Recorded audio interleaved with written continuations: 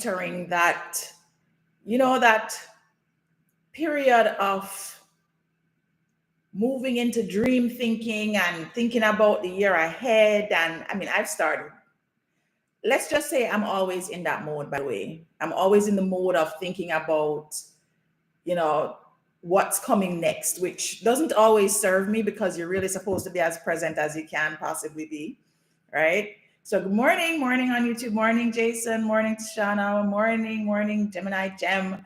All right, guys. So today I wanted to have a conversation about what used to be considered woo-woo and controversial, but is now kind of commonplace in terms of conversation.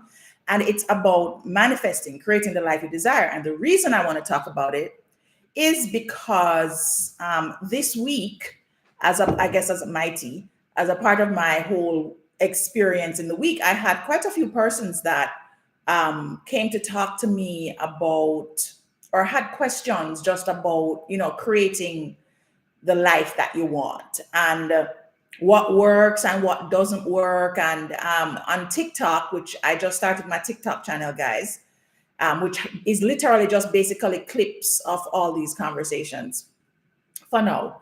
And on TikTok, one of my followers on TikTok was asking about, the difference between the visualization part and the energy part, because I talk about both things in this forum. And so a lot of times when you have, you're experiencing life challenges and you're worried about, how things are going to turn out, we don't recognize that our everyday life, all the moments that we have day to day, whether, working with your relationships with your kids, your parents, whatever, all of those experiences are a part of creating the life that we want. We tend to think of this manifestation space as just something that's about big dreams, right? We tend to think of it as something that you only focus on, like at the beginning of the year, at the end of the year, or maybe a couple times during the course of the year, or if you have like something that you want that you are going after, and it seems like it's a big project. We think about those big dreams like buying a house or buying real estate, like any kind of property purchase. We think of those as, oh, I need to really focus on manifesting this. Finding the love of your life, getting married, creating a forever relationship. Like we think about that as something that we need to manifest. For some people, having kids, if you're struggling having children, you think about, okay, well, maybe I need to be, putting it on a vision board or doing all the different things. But what I wanted to kind of talk about today was just the fact that you're always creating and you're always in that space of the life that you want. Like every single moment of every single day, you are contributing to the big things and the small things that you may be operating from a default way about, like, how your morning is going to go, breakfast with your friend, or, going to your kids' recital in the evening, or if you're taking class in university, like, going to class and having a good class experience, all of those things you are actively creating. And whether you choose to use techniques and tools to make each and every moment the most stellar experience it can be, or you're just waiting for the big bang moments and focusing on those, just know that you're always manifesting, you are always creating, you're always doing it, right? That by itself could be a tea time. You're always doing it. It's not this one-off moment. I'm going to build a business now, so I'm really going to start putting together the visualization and the vision board and writing in my journal and doing the energy. Like, yes, you may want to focus on something specific, and you are also always creating, always manifesting. So what I thought I would do this morning, because this is an area where I spend all my time. This is what tea time is about, talking about all the stuff that's going on in your life and finding different ways to make that life easier, simpler, feel better, right? That's what we're here for. I thought that this morning I would want to explore the most common ways that I create, that I use the power of intention to change my life, to transform things or to create things that I want, and how each one, like, I had to learn how to use each one of these methods that I'm going to share, because I wasn't always good at it. I didn't always understand it. First of all, I didn't understand that I was creating all the time. I mean, I'm existing in creation, but I didn't understand that all my thoughts and my words were actively creating my life, and that I was always asking for my life to be a particular way. I didn't get that part, right? So as I sip my tea, which this week again I'm doing the English breakfast, as I sip my tea, and for you guys, whatever your warm cup of joy is that you're sipping this morning, we're going to talk about the mastering 4 of these techniques and how you can take them back into your everyday. Like, what may be missing, why you're not creating the experiences that you want. What habits do you have that are actually preventing you from experiencing the things that you ultimately want to experience, right? Tea is good.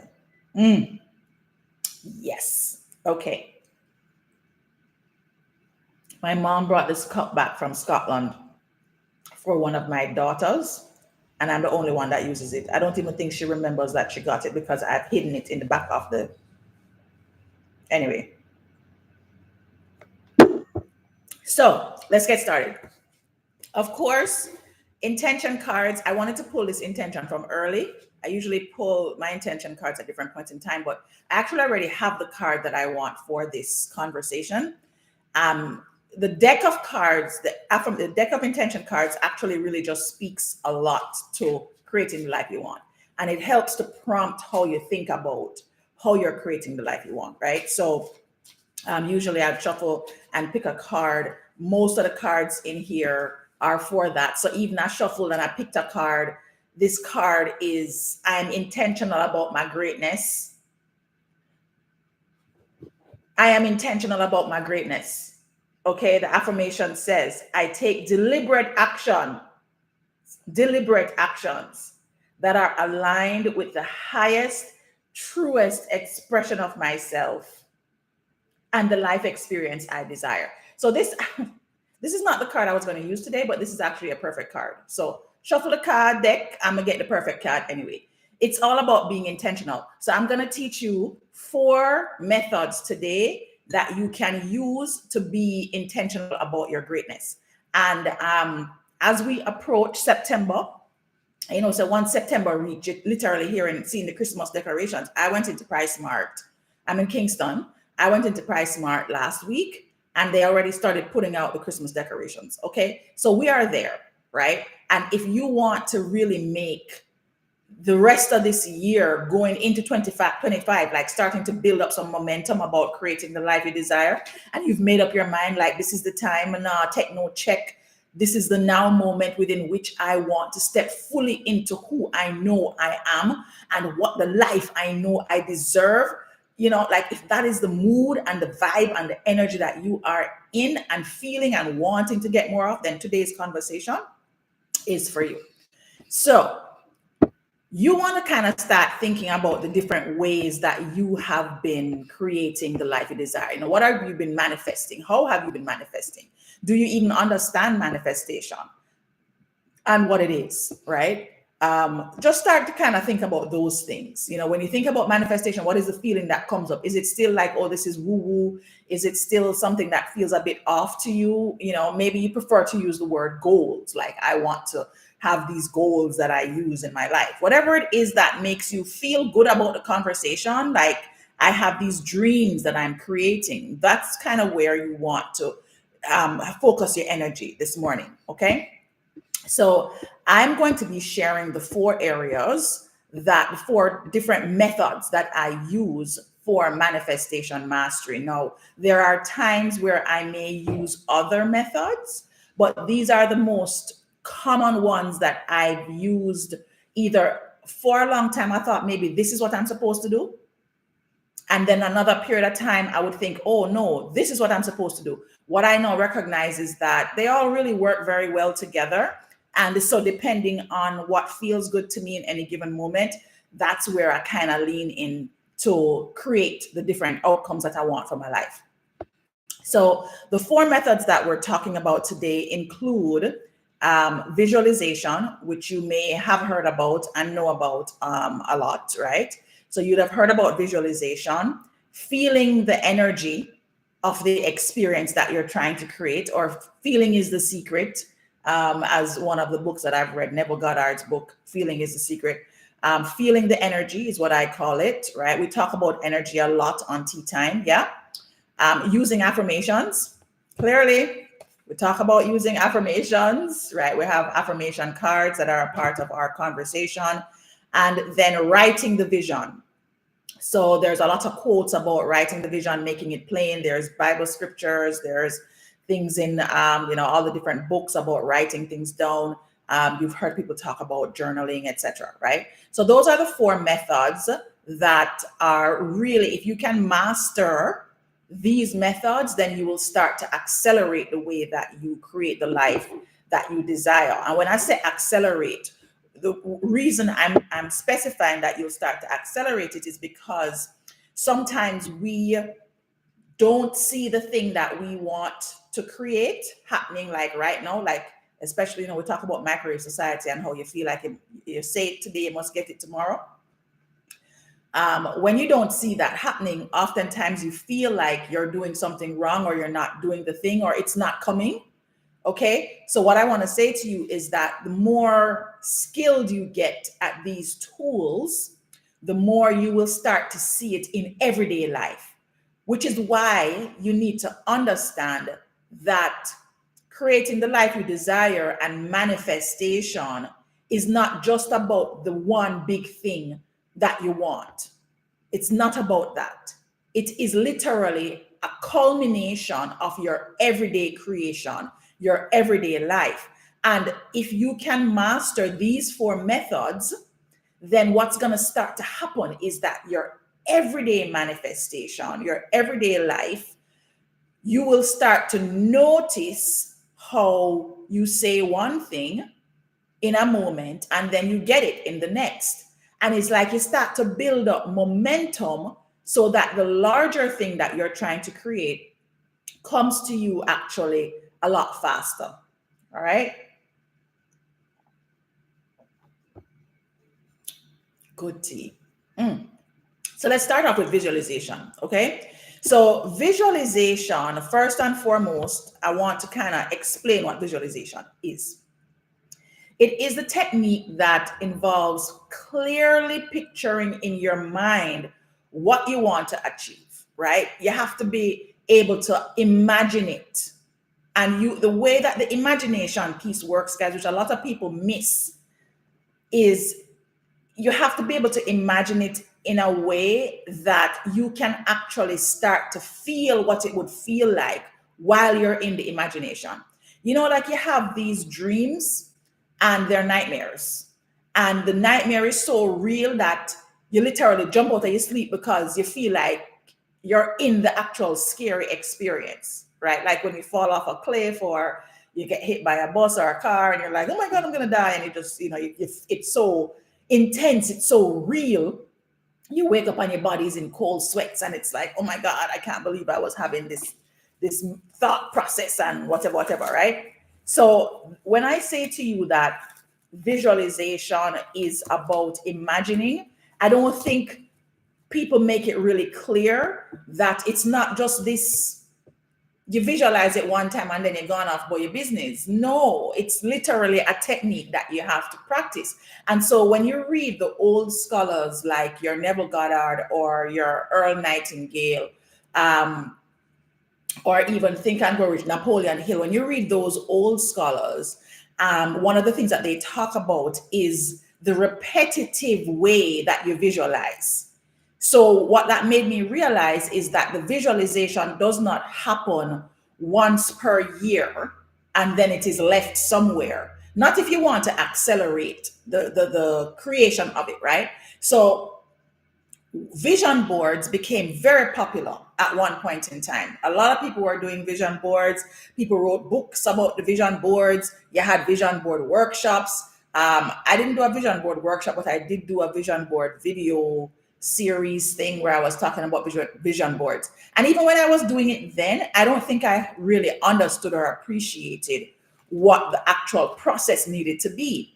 So the way that this vision boarding actually works, if you're choosing to use a vision board to support your visualization activity, because you don't need it to support your visualization activity, but the way that it actually works, if you decide to use it to support it, is that in the moment of doing the vision boarding where you're going and you're like looking to find pictures, you are feeling the feeling that you believe you would get if you were to achieve this thing, right?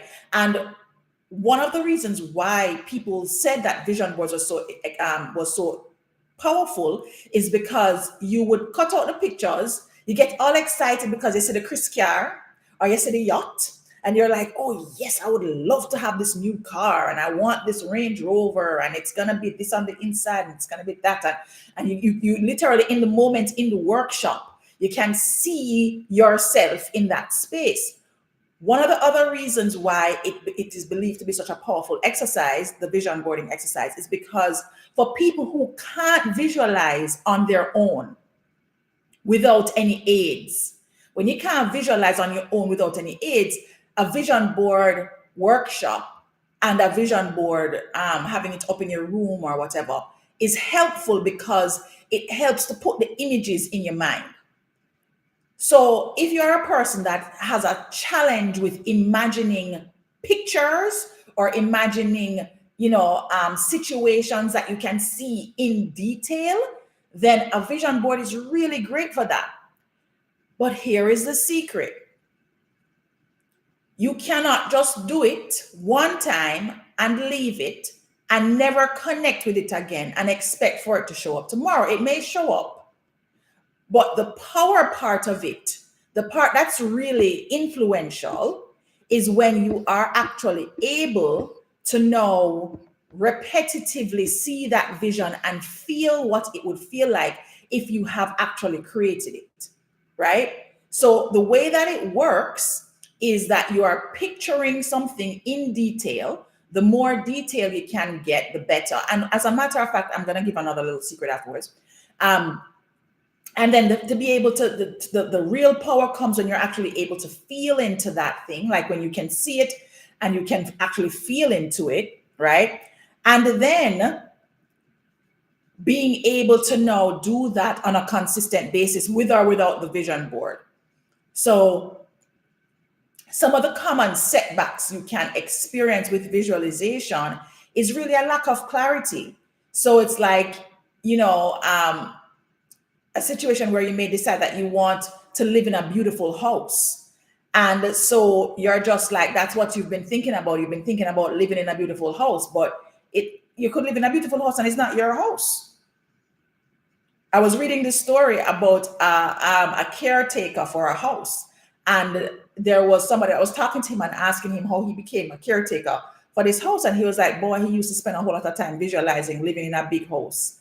And while he lives in the big house, no one don't own the big house, but he lives in the house.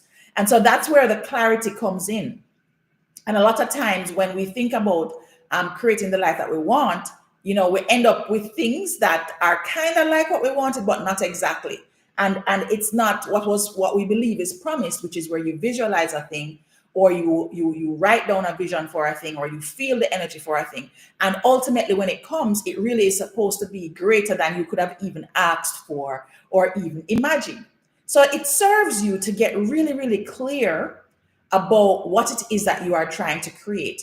And one way that has actually worked for me quite a bit is, and I used this recently, is in not necessarily having the exact vision of the outcome, but having the vision of what happens after I've gotten the outcome exactly how I want. Let me explain. So I recently launched one of my daughters to university. And I was telling somebody the story about how I visualized it. So I wanted the experience of her going off to university to be one where I was able to cover all the different bills that she had, able to get her into an apartment that was more suited for her because she didn't really like whole heap of people around her. So she really needed something that was very exclusive, right? So I wanted to make sure that I was able to afford something like that, to create this experience that she wanted. I wanted it to be a feeling where when we were leaving each other, like we would have spent so much time together, just kind of immersed in each other, that she would have left feeling so good about us and our relationship and our experience together as mommy daughter, and so my visualization was not about just the experiences that I'd be having with her. My visualization was more about saying goodbye to her after all of that stuff was done. So I basically imagined hugging her and saying words to her about, you have everything you need to succeed. You're going to do amazingly well. I'm so proud of you. Like literally. And I dreamt about the hug. I dreamt about the embrace. I dreamt about the feeling that I was going to feel. And these are daydreams, guys. And when I said dreamt about, I didn't mean go to sleep and dream. I mean, like, I decide that I'm going to take this 20 minutes or this 15 minutes and I'm going to lay here and I'm going to think about my goodbye experience for my daughter. But here, what happened now? I know you guys might be saying, but you didn't visualize the other things. No, but I knew that leading up to that moment, I wanted certain things to be in place. And the way that I did that part was I actually wrote it down. So I wrote down the things that I wanted to be in place. I wrote down how I wanted the apartment to be the type of apartment that she would want to live in. I wrote down that the school experience she was going to have was going to be the type of school experience she would be having. I wrote down the things that about, being able to have the apartment well stocked. So going to buy all of the different things to make sure that she had what she needed, like her groceries and her home supplies, kitchen supplies, bathroom supplies. I wrote down I just want to make sure that she has everything she needs. Things that I can control, right? Because she have her own life that she have to manifest and visualize. And I wrote that I wanted to put a certain amount in amount of money in her bank account before I left. Wrote all of this down, and then decided that what am I going to visualize to make sure that I get this? And it was a short space of time I had, right? She was going off to school in August, and I started to do this work in June, right? So I decided I was going to think about the departure. Like if I thought about the departure, then I could visualize. It was harder for me to think about the apartment. It was harder for me to kind of focus on, going shopping and buying all the stuff. I couldn't really bring that into focus. And so I decided instead to focus on the goodbye. Because for me, the goodbye feeling would be associated with having gotten all of the other things in place. And while I was going through the process of goodbye or farewell launch for my daughter, I saw certain things unfolding. I saw myself create the mommy daughter experience. We went off, me, her, and her sister went off, and we did that whole thing, and we had those moments together. And it wasn't that everything just worked out perfect, guys. There's all kind of up and down, and money no reach account, and this client no pay, and all kind of things was happening in the midst of it. But I just held steady. On the thought and the vision of that goodbye. I just kept doing that over and over again, right? And every time I would do it, I would get this warm feeling inside about the fact that I was able to get her off in the way that I wanted to. So interestingly enough, over the I guess it would be a month and a half, over the 6-week period, all those things came together. I was able to do the trip with her and her sister. I was able to do all these different things with them to make sure that they were able to have this mommy-daughter experience. Literally, I got two new clients during that time for short-term gigs. 2 new clients for short-term gigs that I got paid for in the time. I wasn't even looking for new clients, guys. Like these people literally were just like, hey, I heard that you do this. Can you come and do this for us? Like literally, they just came out of nowhere. I didn't imagine new clients. I just imagined being able to say goodbye and know that everything was okay. You get what I'm saying, guys? So when I started to now realize that, oh crap, this is coming together, I just did more of the visualization work. And by the time we got to getting her in her apartment, and I was getting ready to leave that night. I was getting ready to leave after helping her move in and whatever else. It was time to say goodbye. And you know what was cool?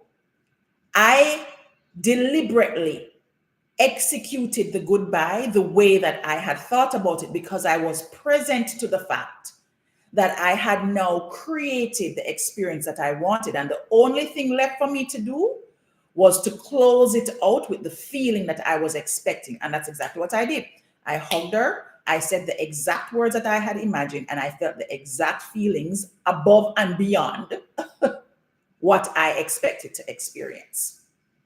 All right. So, just a little tea from my life so that you would understand when I say to you that this stuff, this is not some kind of way off thing that has to be just one big moment, but it is in every single moment of your life, every single moment of your day that you're going to be mindful of what you are thinking and what you are speaking so that your visualizations can work.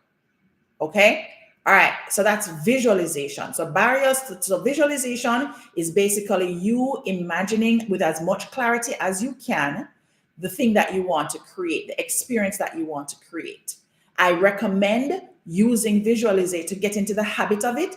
Visualize short-term things. Visualize how you want your day to go. Visualize how you want a meeting to go, how you want a conversation to go. Visualize how you want your shower to go, how you want your bath experience to go. Just visualize small things that don't have any weight. You know, when you have these big things to manifest, because them so big, it's like they carry all this weight. And then you start to feel worried when they're not coming together. Visualize how you want your morning to go. It's very easy. How you want your tea making experience to be, your coffee making, you know, saying goodbye to your partner. Just visualize simple things so that you get into the habit and there isn't this big shackle that's attached to it that is like, if I don't get this, you know, it's going to be a big problem. All right. So you start your visualization with just making sure that you're clear on what you want your experience to be, and then take it the next step. Instead of just visualizing the outcome, visualize an experience after you've actually gotten what you want. So an example can be if you are looking towards getting a job, like let's say that's your big thing. I'm going after a job and I'm going to use visualization to get me that job.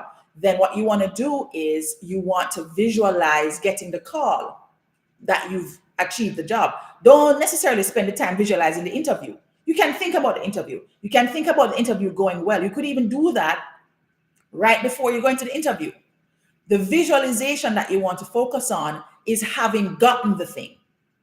So it is getting the call. Hey, we're so happy to let you know that you've been selected for this opportunity.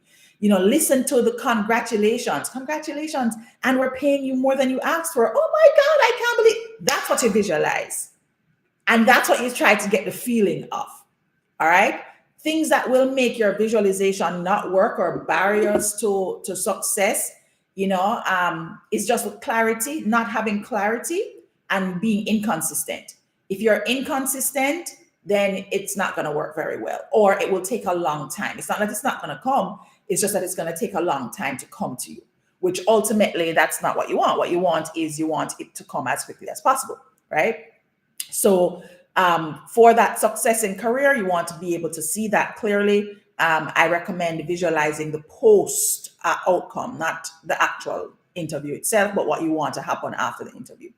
All right. So next thing that we're going to talk about now is feeling the energy. And this is one of my favorite ones. You must know because I talk about energy almost every week on Tea Time. And I just talked about it even when I was talking about visualization. But the thing about energy, right, is that there is a great significance in how you feel. And when you listen to any other teachers or read any other books, that are there that focus on creating things or manifestation or even law of attraction. If you go down that road, if you read the book The Secret, or go down that path, any of those things.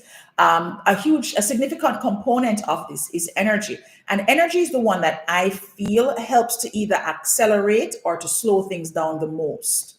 So you can be consistent with a visualization technique, but then if as soon as you come out of the daydreaming or the imagining, your feeling is, oh my God, this is not going to happen. I just feel like my life is so stressful right now. How am I going to create that? Like, that's literally where the feeling part resides.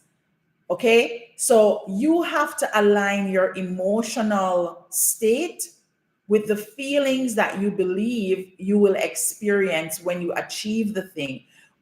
No. So it's like, even if whatever it is you are trying to create, you're not trying to manifest it until next year. So 2025 come January, I want to be sat in a new love relationship, or I want to be married, or whatever it is, or I want to save my marriage. Could be that your marriage is falling apart, right? Then you really have to have the feeling that you want. Then, when you've done the thing, no. And I think love and relationships is one of those areas that is really, really challenging when it comes to the feeling of the thing. And that's why we oftentimes get in trouble as human beings, because we get so caught up in that first part. We get so caught up in the initial feeling. It's one of those things that I think is so exemplary of manifestation, because it's two persons coming together, and in the moment that you come together, that first 6 to 12 months, which is the limerick stage or the romantic phase, that first few months is when you now have not just your dreams and imaginings, but you also have this other person. And when two or more are gathered, that is when a mastermind is created, And so what happens is you get into this mastermind state, right? And the two of you now have this amazing energy that comes together. And it's all about what you're trying to create in that moment. So you have the two of you coming together in this moment, and it's just like bubbling, and all of that bubbling is coming together in feelings and in thoughts. And it's like you're dreaming up dates, and you're dreaming up loving experiences. You're dreaming up the amazing sex. You're dreaming up all of the things. Everything is a dream, and it is beautiful and wonderful. And then 12 months later now, you start to see the thoughts and the feelings associated with those thoughts about all the things that the person is not, and all the things that him don't do right, all the things that she can't get right, all the things that you thought you were going to get but you never get. And so you no longer focus on the person, on the energy and the feeling that you wanted from your love experience. You're now focusing on the person and what you're getting right now. What I'm getting right now is what I'm focused on, right? And so what I wanted to make clear, guys, is that this is not about, how you'd say, you now trying to find a way to get this person to be the way that you want them to be. That's not what you're doing. What you're actually doing is you are focusing your energy, the same loving, oh my gosh, I'm in love, this is beautiful, this is wonderful. That energy, instead of just placing it on the person, you want to place it in the zone of loving yourself. You want to place it in the zone of what you would feel like if you were loved the way you wanted to be loved. Because that's actually what you were doing. It's just that because there's a person in there, you're just associating those feelings with that person. But every single thing is about you. It's always about you. It starts and ends with you. And the feeling approach to creating the life you want is always about you. So if you are not in a good place with yourself, if you are not in a good place of loving yourself, right, and feeling beautiful about yourself, then what's going to happen is you'll go through this phase of loving this person, And then when things really rally back to, well, how do you really feel about you? Then you start to feel all the ill feelings, and it's going to be, well, this person's not giving me what I think I want. Okay, so you have to really understand what is the love experience that you want for yourself, and then start to align that energy with the person. And if somebody's in your life that does not line up with the love energy that you want, you won't even have to worry about kicking them out. They will kick themselves out. You won't even have to worry about them that, trying to make the breakup work, because the breakup will work just because energetically you are putting out there the kind of love that you desire.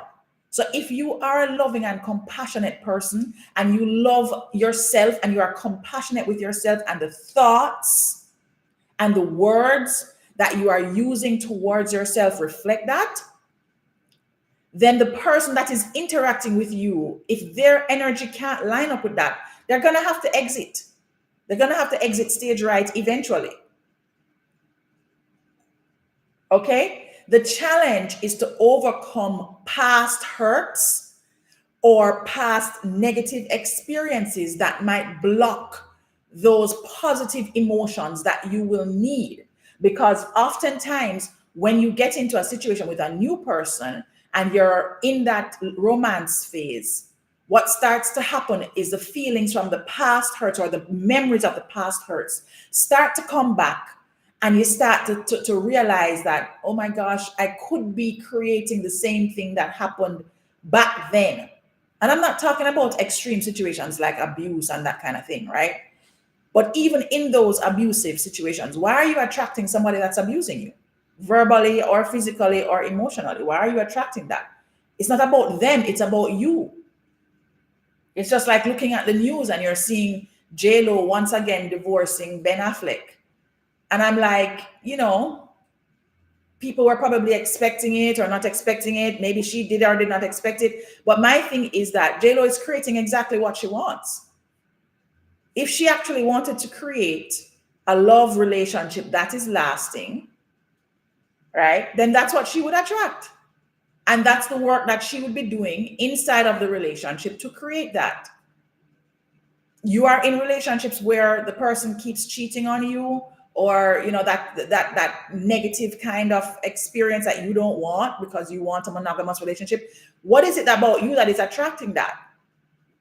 What are the feelings that you have about yourself and what you deserve that are bringing that into your space? So you have to, in order to navigate that love space, you have to let go of the old wounds and embrace the positive emotions that are associated with your desires. And then once you're able to do that, that will help you to move beyond manifesting the same kind of thing that you don't want over and over again. So feeling the energy of the love experience is so important. Even in my relationship now, I see when I am not focusing on the love experience that I want, because that's when I end up in cascades. That's when I end up in the war and the fighting and the back and forthing, because I stop focusing on the love experience that I want to create.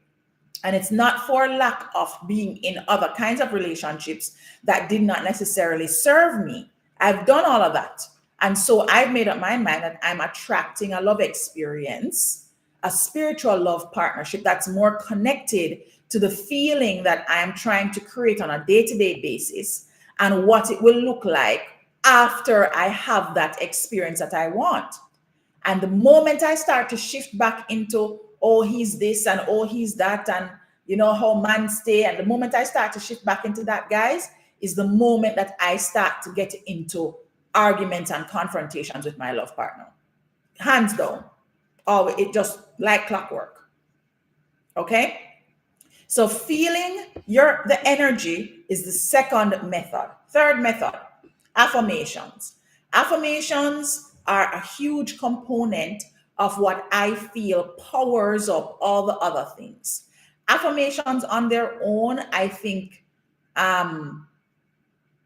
don't necessarily work as well, because sometimes you're saying the words and they're really just not filled with anything. There's no substance. It's just words. Now, people talk about faking it till you make it. And you just say the words until they can start to feel them, which I think is the part that is sometimes missing. When you say fake it till you make it doesn't mean you're going to just keep saying the words, and nothing inside of you is changing. Affirmations only work so much as you actually believe that these affirmations are going to work. And the feeling that you have when you start to say the things, that feeling is actually sharing or speaking to the type of experience you want to have, right? So the common mistake with affirmations is not believing the affirmation. And even if you start out saying the words, but not believing in the affirmation, you can't end that way. There is something that has to happen where you are not only saying the thing, but you are also believing it and feeling the feeling of it, right? So like today's affirmation for this conversation, today's affirmation is to take deliberate actions. Being intentional about your greatness is the intention, and to take deliberate actions that are aligned with the highest, truest expression of yourself. So you can see even in the picture, the person is very steadfast. I'm holding them head high. Like, I am standing in this affirmation, right? So even if you take this up and you say, I'm intentional about my greatness, boy, I'm going to really believe I'm great. Like if that is how you start, that's not how you're going to finish. That's not how you're going to get to greatness. You repeat your affirmations over and over until one day you can say, I am intentional about my greatness. I am greatness. Like you can feel it in a moment.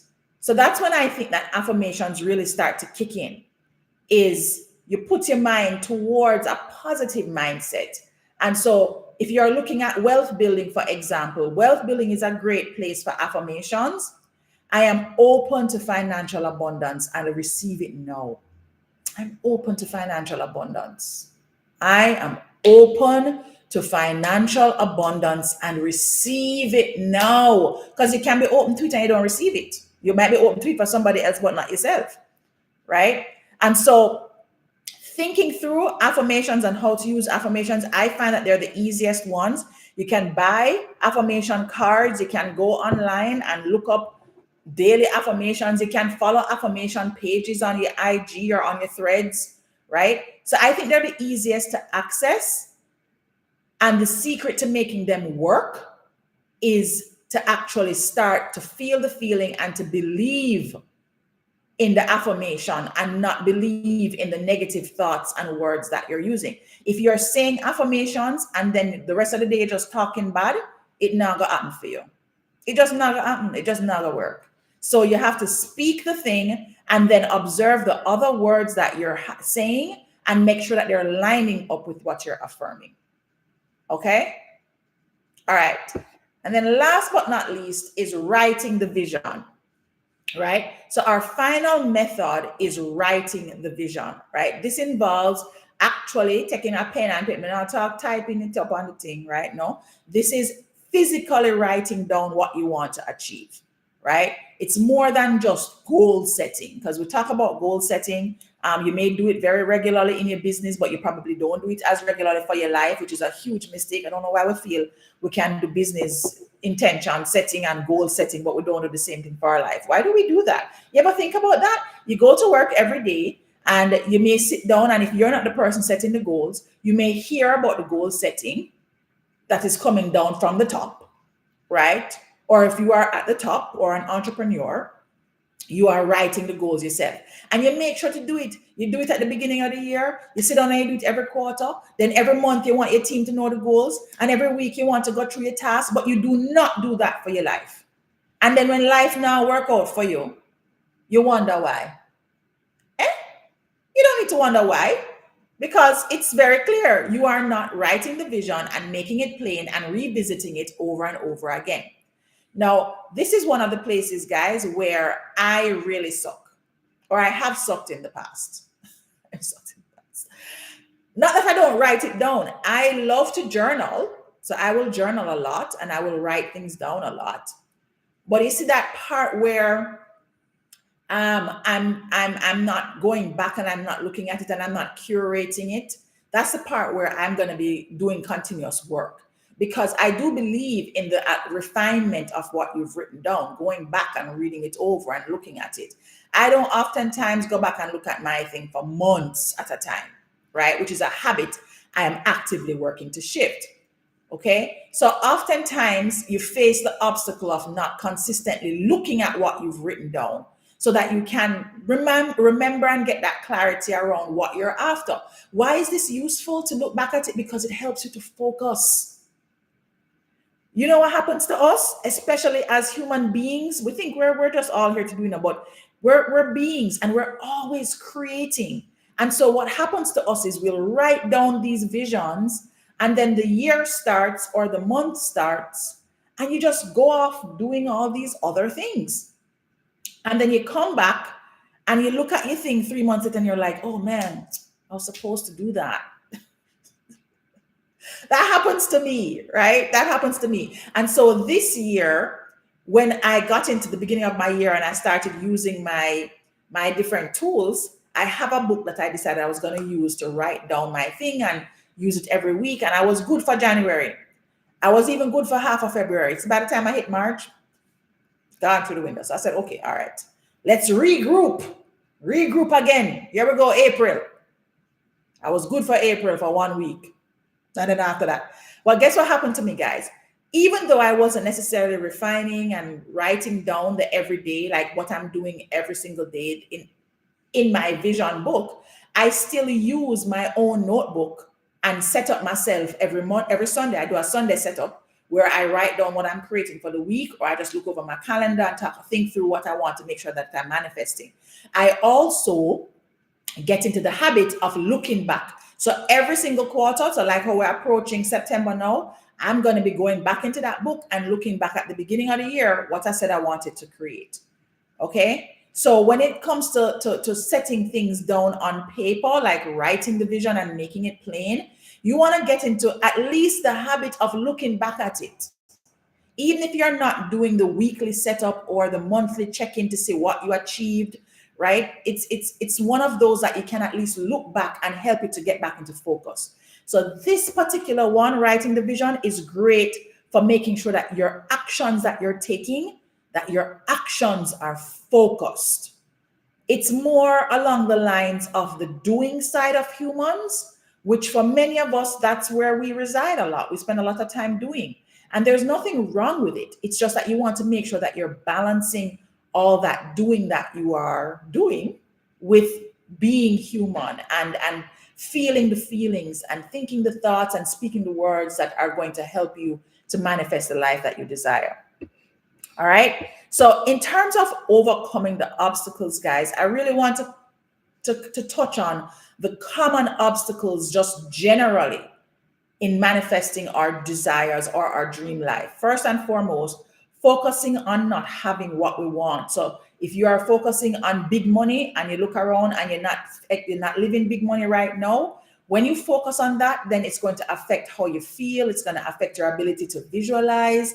It's going to affect how you write down affirmations, because you're going to be writing something that you don't really believe. Okay. Getting stuck in the worrying about whether or not you're going to be able to create these things. So what you want to do to combat that is you want to do bite-sized things. So don't just focus on the big thing, focus on the bite-sized things that don't really mean a big deal, a whole lot to you. It's just your everyday. Focus on those bite-sized things so that you don't get stuck in worry. All right. Wallowing in self-doubt. The self-doubt part is huge. And this is where the self-affirmations, the I am affirmations, will help you out. And then, of course, scarcity. Believing in scarcity. And it doesn't even have to be for you, but when you get into a scarcity conversation about the government, about your country, about your company, about your friendships, about your love life, any of those discussions about what is not and what you have a problem with and what you can't get, any of those conversations are going to contribute to scarcity in your own life. Okay? So you want to overcome these obstacles by staying mindful of your thoughts, by practicing gratitude, and by continuously aligning how you your actions, how you feel with the things that you are doing. All right. So that's it for tea time today, guys. Thank you so much for joining. Remember the 4 common methods of creating the life that you want are first and foremost visualization. We talked about the keys to visualizing and what makes it work and what makes it doesn't work. We talked about using the feeling, so feeling the energy.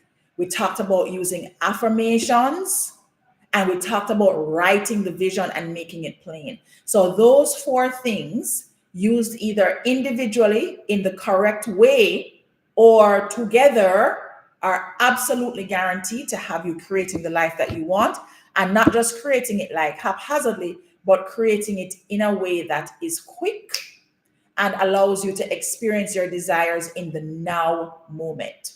All right.